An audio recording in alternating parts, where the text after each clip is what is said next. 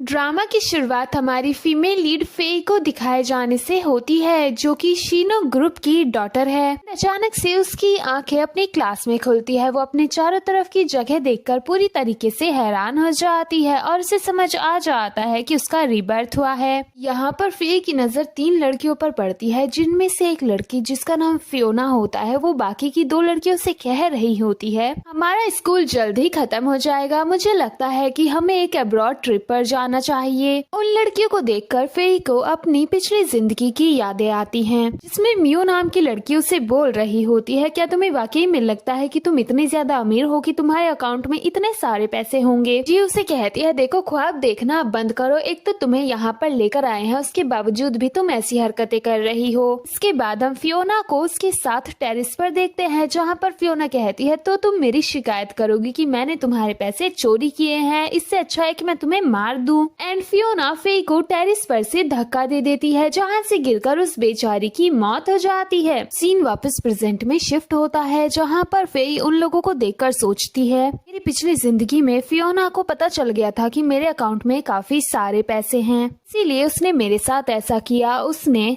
मेरे फोन में एक वायरस डाल दिया, जिससे वो मेरे फोन को आराम से हैंडल कर पा रही थी और सारी ट्रांजैक्शन कर पा रही थी। एंड उसने सभी को ये दिखाया कि उनको अब्रॉड पर ट्रिप पर लेकर जाने का खर्चा वो उठा रही है। इसके बाद म्यू और जी फियोना से कहती है, हमारे पास इतना पैसा नहीं है, हम अब्रॉड नहीं जा सकते। इस पर तो वो तुरंत ही कहती है, अरे तुम्हें टेंशन लेने की जरूरत नहीं है, मेरे पास बहुत पैसा है, तुमको मैं अपने साथ लेकर जा रही हूँ। सुनकर तो वो दोनों ही बहुत ही ज्यादा खुश हो जाती है। इसके बाद फियोना फेई से कहती है कि तुम भी हमारे साथ ट्रिप पर चलो, लेकिन वो कहती है कि मैं बहुत ही ज्यादा बिजी हूँ। फियोना एक बार फिर से उससे कहती है, इस पर वो कहती है, ठीक है मैं तुम्हारे साथ चलूंगी, जिस पर तो फियोना खुश हो जाती है। लेकिन फेई अपने मन में सोचती है, जरूर इस ट्रिप पर जाऊंगी और फिर वहाँ पर तुम्हें अच्छे वाला सबक सिखाऊंगी, साथ ही सारा रिवेंज लूंगी जो तुमने मेरे साथ किया है। अब यहाँ पर लियो नाम का लड़का आता है, जो कि कोई और नहीं बल्कि फेई का ही बॉयफ्रेंड होता है। वो यहाँ पर फियोना, जी और म्यू को खाना देने लगता है। इसको देखकर तो फेई याद करती है कि पिछली जिंदगी में किस तरीके से उसने उसको थप्पड़ मारा था, साथ ही वो उसके ऊपर चिल्ला रहा था कि एक तो फियोना यहाँ पर अपने खर्चे पर हमें लेकर आई है और तुम ऐसी हरकतें कर रही हो, तुम्हारी वजह से वो मुझे भी पसंद नहीं करेगी, वो मुझसे बात नहीं करेगी। एंड वो फियोना की तरफ बस सिर्फ इसीलिए अट्रैक्ट हुआ था बिकॉज फियोना ने उसे काफी एक्सपेंसिव सूट दिलाया था, वो भी फेई के पैसों से।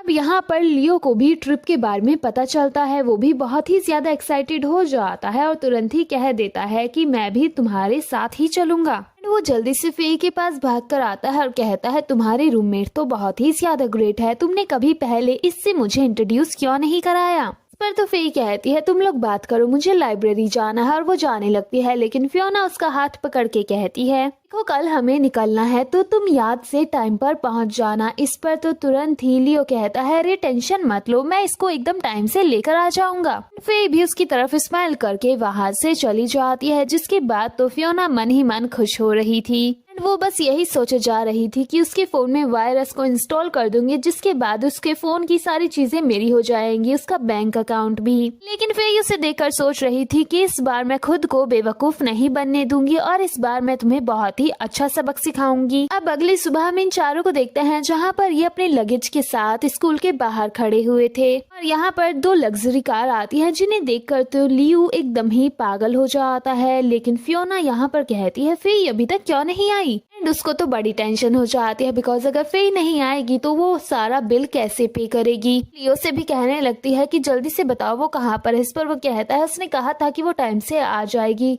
इस पर तो तुरंत ही जी कहती है, शायद उसकी तबीयत खराब होगी, मुझे लगता है कि हम सबको खुद ही चले जाना चाहिए। लेकिन फियोना तो फेई के बिना जाने को तैयार ही नहीं होती। वो उनसे कहती है, ऐसा कैसे हो सकता है, जब हम सबने एक साथ प्लान किया है तो हम सभी को जाना चाहिए। वो तो लियो पर गुस्सा करने लगती है, लेकिन तभी फेई यहाँ पर आ जाती है। लियो तुरंत ही कहता है, चलो जल्दी से फियोना से माफी मांगो, तुम इतनी देरी से आई हो। इस पर तो फेई कहती है, मैं एकदम टाइम से आई हूँ, तुम लोग पहले आ गए हो बिकॉज बहुत ही ज्यादा ओवर एक्साइटेड हो। मैंने कोई गलती नहीं की जो मैं माफी मांगू और मुझे लगता है कि मुझे चले जाना चाहिए। इस पर तो तुरंत ही फियोना उसे रोक लेती है और कहती है, इस मसले को यहीं पर निपटाते हैं, चलो जल्दी से कार में बैठ जाओ वरना हमें फ्लाइट के लिए देरी हो जाएगी। इसके बाद सभी लोग कार में बैठ जाते हैं और अगले सीन में हम इन सभी को एयरपोर्ट के बाहर देखते हैं, जहाँ पर जी और म्यू तो बहुत खुश हो रही थी एंड वो बस फियोना को थैंक यू कह रही थी बिकॉज वो उसकी वजह से अब्रॉड आ पाई हैं, वो भी ट्रिप के लिए।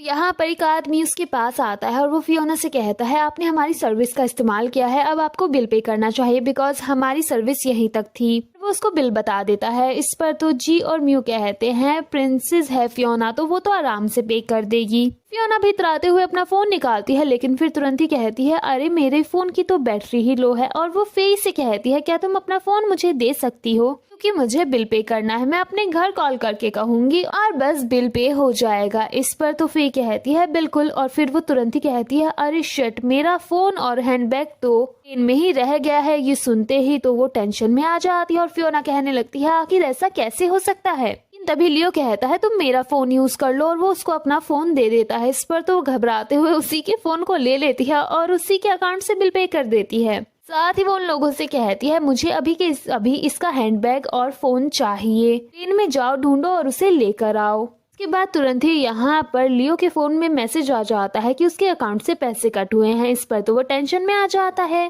कि आखिर इतने सारे पैसे कहाँ चले गए। इस पर तो फिर कहती है अभी किसने फोन यूज किया था उससे पूछो ना। ये सुनकर तो वो तुरंत ही फियोना पर शक करने लगता है। इस पर तो फियोना के सपोर्ट में म्यू और जी कहती है क्या तुम्हें लगता है कि फियोना ऐसा करेगी, वो तो एक प्रिंसेस है, वो कितने ज्यादा रिच है, जरूर कोई ना कोई गलती हुई है, तुम्हारे बैंक में पता करो, फियोना ऐसा कभी नहीं कर सकती। फियोना भी उसे समझाती है और ये बेवकूफ उनकी बातों में आ जाता है। तभी यहाँ पर एक आदमी फे का हैंडबैग लेकर आ जाता है जिसे देखकर तो फियोना के मन को थोड़ी सी शांति मिलती है ताकि वो बिल पे कर सके। इसीलिए के बाद वो उनको एक शॉप में लेकर आ जाती है और वो वहाँ के स्टाफ से कहती है ये लोग जो भी पसंद करे पैक कर दो, सबका बिल मैं पे करने वाली हूँ। फिर क्या था, ये लोग तो भर भर के शॉपिंग करना स्टार्ट कर देते हैं और जब पूरी शॉपिंग हो जाती है, अब जब यहाँ पर बिल पे करने की बारी आती है तो मैनेजर जो कि फियोना से बहुत ही अच्छे से पेश आ रहा था वो उससे कहता है बताइए आप बिल पे करना कैसे पसंद करेंगे। इस पर तो वो उसे थप्पड़ मार देती है और कहती है तुम्हारी हिम्मत कैसे हुई मेरे साथ ऐसे बात करने की, बिल मैं कैसे पे करूंगी, ऑफ कोर्स मैं ऑनलाइन पे करूंगी, मैं बहुत ही ज्यादा रिच हूँ। वो फे से एक बार फिर से उसका फोन मांगती है अपने फोन का बहाना बनाते हुए और फुई जैसे ही अपने फोन को देती है तो वो हैरान हो जाती है बिकॉज वो फोन तो कीपैड वाला होता है। इस पर तो बाकी के लोग फे का मजाक बनाने लगते हैं कि वो कितनी ज्यादा गरीब है, लेकिन फे तो मन ही मन खुश हो रही थी और फियोना मन ही मन टेंशन में आ रही थी कि अब वो बिल पे कैसे करेगी। जिसके बाद वो इसे कहने लगती है तुम्हारा फोन कहाँ पर है। इस पर वो कहती है अफसोस की बात है वो तो टूट गया था इसलिए मैं इस फोन को इस्तेमाल कर रही हूँ, तुम्हें तो कॉल ही तो करना है, तुम कॉल कर लो, बस इससे तुम पैसे ट्रांसफर नहीं कर पाओगी। ये सुनकर तो फियोना और ज्यादा टेंशन में आ जाती है। अब यहाँ पर फियोना फे के ऊपर गुस्सा करना शुरू कर देती है। इस पर तो फे कहती है आखिर तुम इतनी ज्यादा भड़क क्यों रही हो। जिस पर वो कहती है तुम्हारी हिम्मत कैसे हुई मेरे साथ मिसबिहेव करने की। फे सामने से कहती है आखिर मैंने तुम्हारे साथ कौन सा मिसबिहेव किया है, मैंने तो तुमसे कुछ कहा भी नहीं। इस पर तो तुरंत ही लियो कहता है चुप करो, तुम ऐसा कैसे बोल सकती हो, तुम यहाँ पर इस कचरे के डिब्बे को लेकर आई हो एक फोन की जगह पर, इससे फियोना की कितनी ज्यादा इंसल्ट होगी। पर तो फियोना की दोनों चमचा यानी कि म्यू और ज्यू भी कहने लगती है हाँ इसने सही कहा, तुम इस कचरे के डब्बे को लेकर आई हो, तुम इतनी ज्यादा पुअर हो फिर भी फियोना तुम्हें यहाँ लेकर आई है, उसकी इज्जत का थोड़ा तो ध्यान रखो। इस पर तो तुरंत ही फे कहती है चलो ठीक है मान लिया मैं ही गरीब हूँ, अब फियोना तुम यहाँ का जल्दी से बिल पे कर दो। बिल का नाम सुनकर तो इस बंदी की आंखें खुली की खुली रह जाती है। इसको समझ नहीं आ रहा था कि आखिर ये बिल कहाँ से पे करेगी। फे कहती है तुम किसी और का फोन ले सकती हो और अपने घर वालों को कॉल कर सकती हो। तभी मैनेजर कहता है जल्दी से बिल पे कर दीजिए। इस पर तो वो चिढ़ जाती है और कहती है तुम ऐसे बातें कर रहे हो जैसे मैं तुम्हारा पैसा लेके भाग जाऊंगी। लेकिन मैनेजर कहता है ऐसा बिल्कुल भी नहीं है। इस पर तो तभी म्यू और जी भी कहने लगती है जल्दी से बिल पे कर दो, सभी लोग हमें देख रहे हैं। इस पर फियोना बहाना बनाते हुए कहती है बस करो, मेरा मूड बहुत ही ज्यादा खराब हो चुका है, कभी और शॉपिंग करेंगे, ये सारा सामान वापस कर दो। इस पर तो जी कहती है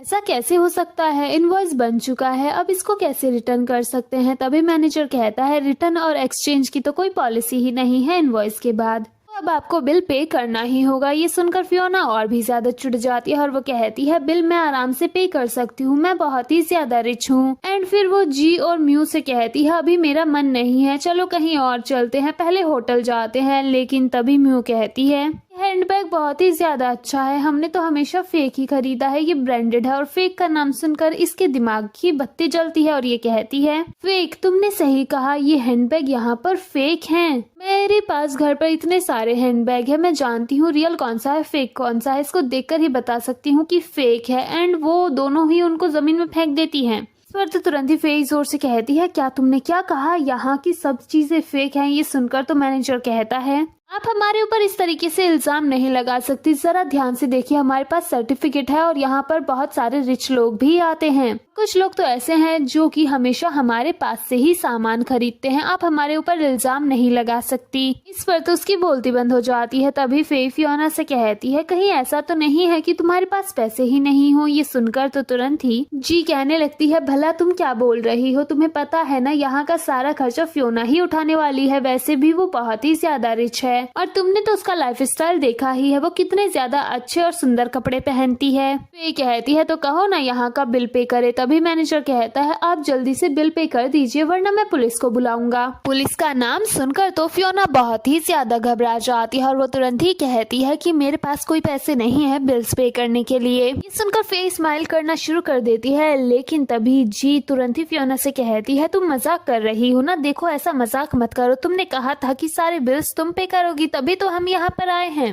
यो भी कहने लगता है, आखिर तुमने हमको ट्रिक किया है, तुम हमें यहाँ लेकर क्यों आए। इस पर वो कहती है, देखो मैंने तुम लोगों को ट्रिक नहीं किया, देखो अभी अभी मेरे पास मैसेज आया है, मेरे कार्ड की एक लिमिट है और उस लिमिट से ज्यादा मैं पे नहीं कर सकती। ये सुनकर तो पे का रिएक्शन वॉज लाइक, कितनी बड़ी झूठी है। तभी लियो कहता है, ओहो हम समझ गए, हमें माफ करना कि हमने तुम्हें ब्लेम किया। जी भी तुरंत ही कहना शुरू करती है, अरे हमें माफ करना, ये सब कुछ फे की वजह से हुआ है, उसी ने हमारे दिमाग में ऐसी बात डाली। म्यू कहती है, तो फिर अब तुम बिल कैसे पे करोगी, कुछ तो करना होगा, एक काम करो तुम बैंक में कॉल करो और उनको ये बात समझाओ, वो तुम्हारी बात जरूर समझेंगे। इस पर फियोना कहती है, देखो ऐसा कुछ भी नहीं हो सकता, फे ने अपना हैंड बैग प्लेन में छोड़ दिया था और उसको वापस लाने में मैंने काफी सारे पैसे खर्च कर दिए, जिस वजह से मेरे ब्लैक कार्ड पर एक लिमिट लग चुकी है। इस पर तो लियो तुरंत ही फे से कहने लगता है, तुम सच में ट्रबल मेकर हो, तुम्हारी वजह से सब कुछ हुआ है। जिस पर फे हंसते हुए कहती है, वाओ ब्लैक कार्ड पर लिमिट, क्या झूठ बोला है।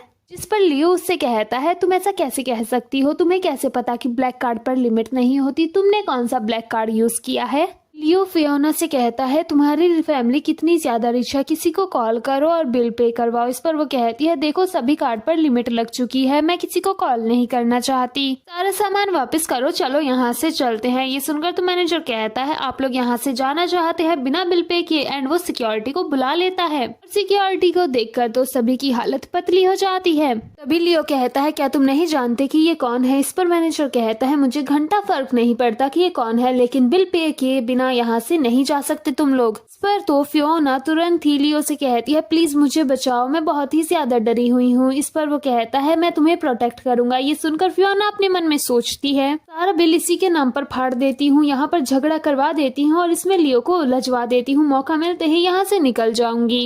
एंड वो गमला उठाकर लाती है और उसके हाथ में देकर कहती है, मुझे प्रोटेक्ट करो प्लीज, मैं बहुत ज्यादा डरी हुई हूँ। सुनकर तो वो भी अपने मन में सोचता है, इतने सालों से स्ट्रगल ही कर रहा हूँ, इतना अमीर भी नहीं हूँ, इसको पटा लेता हूँ, शादी करके अमीर दामाद बन जाऊंगा। एंड वो कहता है, मैं तुम्हें प्रोटेक्ट करूंगा। एंड वो उस गमले को जमीन पर फोड़ देता है और कहता है, कोई भी इसके पास आने की हिम्मत मत करना। और ये देखकर तो फे अपने मन में सोचती है, कितना बड़ा गधा इंसान है, अच्छा है कि टाइम से मैंने इससे ब्रेकअप कर लिया, वरना ये तो मेरी जिंदगी की बैंड बजवा के रख देता।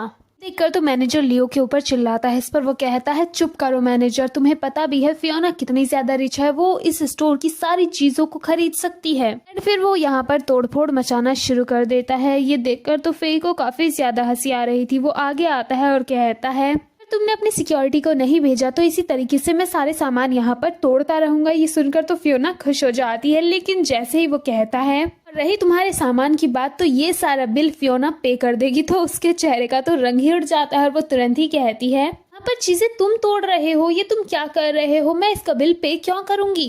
ये सुनकर तो लियो कहता है, तुम ये क्या कह रही हो, लेकिन वो अपने मन में सोचता है, उसने मुझे कहा कि मैं उसे प्रोटेक्ट करूं, अच्छा मौका है, इसको पटा लेता हूं, अपना कन्फेशन कर देता हूं। और वो तुरंत ही कहता है, देखो मेरा फे से ब्रेकअप हो चुका है और जैसे 2-3 दिन मैं तुम्हारे साथ रहा हूं, तुम बहुत ही ज्यादा प्यारी हो, तुम बहुत ही ज्यादा अच्छी हो, मैं तुम्हें पसंद करने लगा हूं। प्लीज मेरी गर्लफ्रेंड बन जाओ। ये सुनकर तो यहाँ जो 2 चमचिया होती है वो कहती है वाओ ये कितना ज्यादा अच्छा लड़का है। एंड मियो तुरंत ही फेई से कहती है जरूर तुम्हें जेलसी हो रही होगी, लेकिन फेई सामने से कहती है बिल्कुल नहीं, मुझे भला क्यों जेलसी होगी, मैं तो बहुत ही ज्यादा खुश हूँ। इन सब की इतनी तारीफें सुनकर तो लियो भी हवा में उड़ जाता है, तुरंत ही कहता है तुम्हें टेंशन लेने की जरूरत नहीं है फियोना, आज का सारा बिल मैं पे करूंगा। ये सुनकर फेई कहती है तुम्हारे पास इतने सारे पैसे कहाँ से आए। इस पर वो कहता है अरे मेरा जो हाउस है ना वो रीडेवलपमेंट में जाने वाला है, तो मेरे पास फिलहाल $3 मिलियन है, मैं आराम से खर्चा कर सकता हूँ और बाद में फियोना मुझे वापस कर देगी। एंड वो बड़ा खुश हो रहा था।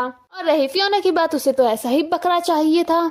कि ये सारी बातें सुनकर तो फेई अपने मन में सोचती है मेरे डैड को कहकर ही मैंने उस जगह को रीडेवलपमेंट के लिए कहा था, बिकॉज वहाँ पर ये जो रहता था और मैंने ही इसको इतने सारे पैसे एडवांस में दिलवाए थे, अब इसको सबक सिखाना होगा। तभी यहाँ पर लियो उसे कहने लगता है क्या तुम्हें अब रिग्रेट हो रहा है, लेकिन वो कहती है मुझे भला रिग्रेट क्यों होगा, तुम्हें क्या लगता है तुम बहुत ही ज्यादा अमीर हो, चलो अभी तुम्हें बताती हूँ। एंड वो साइड में जाकर अपने डैड को कॉल करती है और कहती है मेरा और लियो का ब्रेकअप हो चुका है, आपका जो रीडेवलपमेंट प्लान है उसको कैंसिल कर दीजिए। फियोना लियो को देखकर सोच रही होती है मैंने तो इसको गरीब समझा था, ये तो बड़ा ही अमीर निकला। तुरंत ही यहाँ पर वो उसे कहता है मैं बिल पे कर रहा हूँ, प्लीज मुझे एक्सेप्ट कर लो। वो कहती है ठीक है मैंने तुम्हें एक्सेप्ट किया।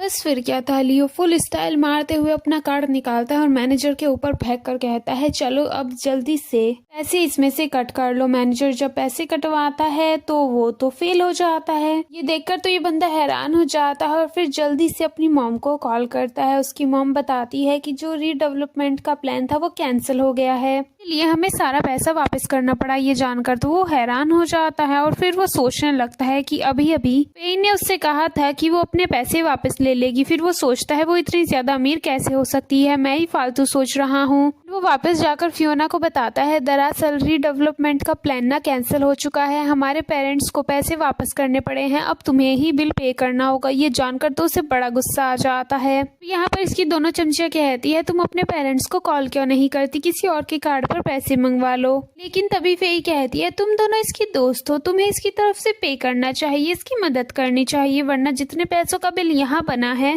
20 साल यहाँ पर जॉब करेगी तो चुका पाएगी। ये सुनकर तो वो बेहोश ही हो जाती है। देखकर तो लियो फेई पर चिल्लाने लगता है कि तुमने उसे डराया इसलिए वो बेहोश हो गई। मैनेजर जल्दी से कहता है एम्बुलेंस बुलाओ, लेकिन फेई कहती है कोई जरूरत नहीं है, ये तो छोटी सी प्रॉब्लम है, मैं अभी सॉल्व कर देती हूँ। और वो जल्दी से जाकर उसे एक जोरदार तमाचा मारती है, लेकिन फियोना अभी भी नहीं उठती। पर तभी जी कहती है लगता है ये असर कर रहा है, अभी फियोना का हाथ मूव किया मैंने देखा था।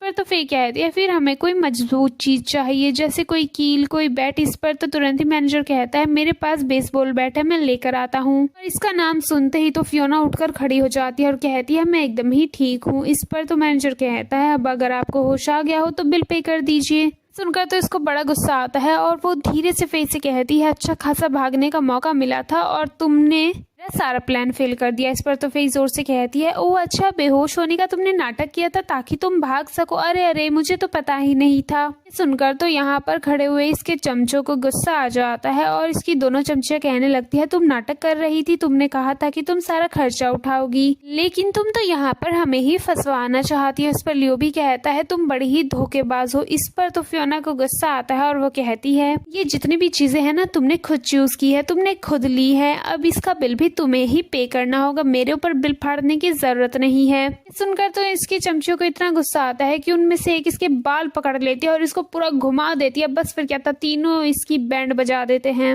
मैनेजर जल्दी से कहता है जल्दी से बॉस को बुलाओ। अब हमको मिस्टर शन दिखाए जाते हैं जिनके पास वीडियो आता है और उसको वीडियो में हमारी हीरोइन नजर आती है, तो वो तुरंत ही वहां पहुंच जाता है और जाते ही कहता है मुझे माफ करना मिस ली, क्योंकि हमारी हीरोइन फियोना के पीछे खड़ी हुई थी इसलिए यहाँ सभी को गलतफहमी हो जाती है कि वो फियोना को बोल रहा है, लेकिन गलतफहमी सिर्फ इसके चमचों को ही होती है।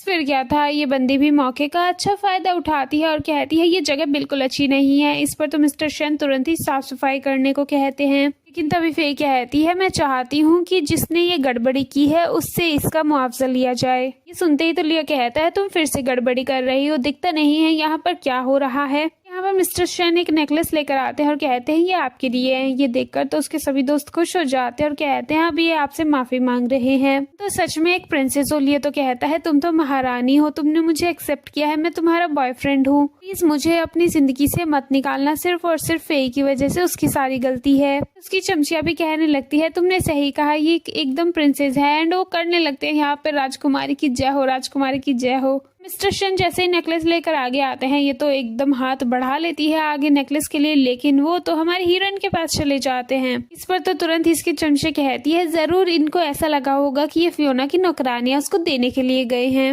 लेकिन फेई मिस्टर शन से कहती है आपको पता है ना मुझे इस तरीके की चीजें बिल्कुल पसंद नहीं है, जिस पर तो वो तुरंत ही माफी मांगना शुरू कर देते हैं। इसके बाद तो मिस्टर शन यहाँ पर इन तीनों की बकवास सुनकर एकदम ही हैरान हो जाते हैं। इस पर फेई उनसे कहती है कि आपको कुछ समझ आया? इस पर तो मिस्टर शन कहते हैं बेशक मुझे सब समझ आ गया, ये लड़की यहाँ पर ली परिवार की डॉटर होने का नाटक कर रही है। बस फिर क्या था, वो यहाँ पर अपनी सिक्योरिटी को बुला लेते हैं, कहते हैं कि इन सभी को पुलिस के हवाले कर दो। इसके बाद में कुछ दिनों बाद का सीन दिखाया जाता है जहाँ पर फियोना अपनी दोनों चमचियों के साथ जेल में होती है, लेकिन अब वो इसकी चमचिया नहीं रही थी, ये दोनों ही गुस्से में होती है और उसकी कुटाई करके कह रही होती है तुम्हारी वजह से आज हमारी ये हालत है, हम तुम्हें छोड़ेंगे नहीं, हम तुम्हें डेली पीटेंगे और तुम्हें सबक सिखाएंगे। दूसरी तरफ हमको लियो दिखाया जाता है जिसके पेरेंट्स उससे मिलने के लिए आते हैं। उसके डैड उसको काफी ज्यादा डांटते हैं, लेकिन वो बताता है कि उसे भी बेवकूफ बनाया गया। कि मॉम कहती है बेटा तुम तो एक रिच लड़की को जानते हो ना, उससे मदद मांगो। इस पर वो कहता है मैं किसी रिच लड़की को नहीं जानता। जिस पर वो बताती है जब रीडेवलपमेंट होने वाला था तो कंपनी ये कर रही थी, उसकी डॉटर हमारे घर पर आई थी। वो कहता है क्या नाम है उसका? जिस पर वो सोचती है और कहती है फियोना नाम था शायद।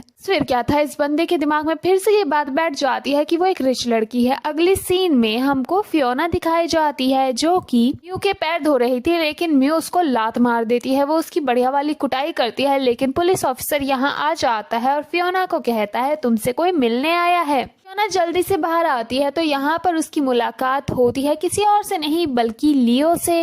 वो कहने लगता है मैं तुमसे प्यार करता हूँ, मैं तुम्हारा बॉयफ्रेंड हूँ, मैं तुम्हें यहाँ से बाहर निकालूंगा। जिस पर वो सोचती है शायद ये अभी भी यही समझ रहा है कि मैं एक रिच लड़की हूँ। फिर क्या था, वो उसे कहती है मुझे यहाँ से बाहर निकालो, जल्दी मैं तुमसे शादी कर लूंगी और मेरी सारे पैसा प्रॉपर्टी तुम्हारा हो जाएगा। अगले सीन में हम फेई को देखते हैं जो कि स्कूल आ रही थी और उसके डैड उससे कॉल पर बात कर रहे थे। उसके डैड कहते हैं मुझे मिस्टर शन ने बताया कि क्या क्या हुआ है, तुम इतनी ज्यादा सिंपल रहती हो कि किसी को पता ही नहीं चलता कि तुम मेरी डॉटर हो, इसलिए अब थोड़े अच्छे से रहना सीखो। मैं तुम्हारे लिए एक तोहफा भेज रहा हूँ। तभी यहाँ पर एक आदमी आता है, वो भी रेड कलर की कार लेकर। यहीं पर हम फियोना और लियो को भी देखते हैं जहाँ पर लियो फियोना से कह रहा होता है तुम अपने पेरेंट्स से मुझे कब मिलवाओगी, इतने दिन हो चुके हैं। इस पर वो कहती है मिलवा दूंगी टाइम आने पर। अभी उसकी नजर रेड कार पर पड़ जाती है, उसे देख के है तो वो चिढ़ जाती है और फेई को और देख लेती है तो और चिढ़ जाती है। बस फिर क्या था, उसे इम्प्रेस करने के लिए वो एक व्हाइट कलर उठाता है और जाकर कार पर फेंक देता है। फेई कहती है क्या तुम्हारा दिमाग खराब हो चुका है? जिस पर वो कहता है तुम्हें इतना ज्यादा इतराने की जरूरत नहीं है, हम सब जानते हैं तुमने हमारे साथ क्या किया है। पर फियोना कहती है ये किसकी कार है, तुम इतनी एक्सपेंसिव कार अफोर्ड ही नहीं कर सकती। जिस पर फेई कहती है ये मेरी है और मेरे डैड ने मुझे दी है। लेकिन तभी लियो सभी के सामने कहता है ये मेरी कार है, मैं इसका एक्स बॉयफ्रेंड हूँ, इसने मुझसे पैसे चोरी किए हैं और मुझको जेल भिजवा दिया है। सुनकर तो सभी लोग कहने लगते हैं ये तो एक नंबर की गोल्ड डिगर है। तभी ये अपने डर के आदमी से कहती है काम करो पुलिस को कॉल करो। जिस पर वो अपना फोन निकालने लगता है, लेकिन लियो उसके फोन को फेंक देता है। कहता है तुम दोनों मिलकर यहाँ स्कैम कर रहे हो, तुम्हें क्या लगता है हम सब बेवकूफ हैं और तुम्हारी बातों में आ जाएंगे? पर तो फेई कहती है भाड़ में जाओ तुम लोग। एंड वो कार में बैठ जाती है, अपने डैड को कॉल करने लगती है, लेकिन वो एक बड़ा सा पत्थर उठाकर कांच को ही तोड़ देता है जिससे कॉल कट हो जाती है और दूसरी तरफ उसके डैड को कुछ सुनाई नहीं देता। जिसके बाद वो मीटिंग में चले जाते हैं अपना फोन वहीं पर छोड़कर। लियो फेई को बाहर खींचकर निकालता है और कहने लगता है तुमने मेरे पैसे लिए हैं, मेरे पैसे वापस करो, मैं तुम्हें छोड़ूंगा नहीं। इस पर वो कहती है ये कार मेरी है और मेरे डैड यहाँ के सबसे रिच आदमी है, मैं ली परिवार की डॉटर हूँ, अभी अपने डैड को कॉल करती हूँ। अपने डैड को कॉल करती है, लेकिन उसके डैड तो मीटिंग में गए थे इसलिए वो कॉल रिसीव नहीं करते। इस पर वो कहती है शायद वो मीटिंग में होंगे, मैं बाद में उनको कॉल करूंगी। जिस पर लियो कहता है इतना अच्छा बहाना बना रही हो, अभी तुम्हें सबक सिखाता हूँ। एंड वो पोछे वाले का पोछा छीनकर उसकी लकड़ी को तोड़ देता है। पहले कि वो फेई को मार पाता कि दूसरी तरफ हमको उसके डैड दिखाए जाते हैं, जहाँ पर उनकी सेक्रेटरी उनके पास आती है और वो बताती है कि अलार्म रिंग हुआ है, जरूर किसी ने आपकी डॉटर की कार के ऊपर हमला किया है। ये सुनकर तो वो कहते हैं इतनी किसकी हिम्मत हो गई, चलो वहाँ चलते हैं। अब दूसरी तरफ हमको ये बंदा दिखाया जाता है जो कि फेई पर हमला करने वाला होता है, लेकिन फेई का जो आदमी होता है वो उसे जमीन पर गिरा देता है और वो कहता है अगर तुमने ऐसा किया तो मैं तुम्हें मार डालूंगा। इस पर तो वो अपने गुंडों को कॉल करके बुला लेता है। अब इसी बहसबाजी में यहाँ रात हो जाती है और फेई के डैड भी यहाँ आ जाते हैं। जो गुंडे होते हैं वो लियो से कहने लगते हैं लगता है कि ये कोई अमीर आदमी है, पर वो कहता है ये सब ना झूठे हैं, स्कैम कर रहे हैं ग्रुप बनाकर। लेकिन तभी यहाँ पर उसके पेरेंट्स भी आ जाते हैं और वो आते ही उसको कहने लगते हैं हमारी हालत बहुत ही ज्यादा बेकार हो चुकी है, तुम उस अमीर लड़की से कब शादी कर रहे हो। पर तो लियो कहता है टेंशन मत लो, जल्दी ऐसा हो जाएगा। तभी उनकी नजर पड़ती है फेई पर। इस पर वो कहते हैं अरे मिस ली जल्दी से हमारी हेल्प कर दीजिए, वैसे भी मेरे बेटे ने आपकी हेल्प की। इस पर वो सामने से कहती है आपके बेटे ने मेरी मदद की, क्या आप भूल चुके हैं, जरा ध्यान से देखिए किसकी मदद की है। वो लोग फियोना की तरफ देखते हैं और कहते हैं ये कौन है। इस पर वो बताता है कि ये तो ली परिवार की डॉटर है। इस पर तो उसे एक तमाचा पड़ता है और बताया जाता है कि ये ऐसा नहीं है, असल में तो ली परिवार की डॉटर फेई है। ये जानकर तो वो हैरान हो जाता है और फियोना से कहने लगता है तुमने मुझे से झूठ बोला। इस पर वो कहती है मैंने कोई झूठ नहीं बोला, तुम ही मेरे पास आए थे, मैंने तो कभी झूठ बोला ही नहीं, तुम्हें ही लगता था मैं अमीर बाप की बेटी हूँ। बस फिर क्या था, वो भागते भागते फेई के पास जाता है, पैरों में बैठ जाता है और माफी मांगने लगता है, लेकिन फेई तो उसे थप्पड़ मारती है। अब यहाँ पुलिस आ जाती है जो कि उसे अरेस्ट करके ले जाती है। तो ना यहाँ से निकलना चाहती थी लेकिन फेई उसे जाने नहीं देती और उसे भी पुलिस अरेस्ट करके ले जाती है। इसके बाद डैड फेई से कहते हैं तुम मेरे साथ चलो, कंपनी को अरेंज करो, क्या स्कूल के झंझट में पड़ रही हो। लेकिन वो कहती है नहीं, मैं अपनी स्टडीज पूरी करना चाहती हूँ। अगले सीन में हम फियोना को जेल में देखते हैं जहाँ पर मिलने के लिए उसकी दोनों चमचियाँ आती है। वो उसे बुली कर पाती कि तभी एक ऑफिसर आकर कहता है तुमसे कोई मिलने आया है। वो बाहर आती है तो उससे मिलने फेई आई थी। फेई को वो पहले तो एटीट्यूड दिखाती है लेकिन फेई उसको स्कूल के टाइम की पहली फोटो देती है, कहती है जरा देखो उस टाइम पर हम कितने ज्यादा खुश थे, अगर तुम ये सब कुछ नहीं करती अब सब कुछ बहुत अच्छा होता, सबको सबकी डिग्री मिल जाती, सब अपनी लाइफ में सक्सेसफुल होते, तुमने अपने साथ साथ 3 और लोगों की जिंदगी बर्बाद की है। एंड वो वहाँ से चली जाती है। अगले सीन में हमको दिखाया जाता है कि फेई अपना कॉस्ट्यूम पहन रही होती है बिकॉज वो अपनी डिग्री लेने जा रही होती है। तभी उसके पास फियोना का लेटर आता है जिसको वो पढ़ती है तो फियोना उसमें माफी मांग रही थी, साथ ही अपनी हालत के बारे में भी बता रही थी। यहाँ पर उसकी हालत कितनी ज्यादा बेकार है, वो ज्यादातर काम करती है और ज्यादातर मार ही खाती रहती है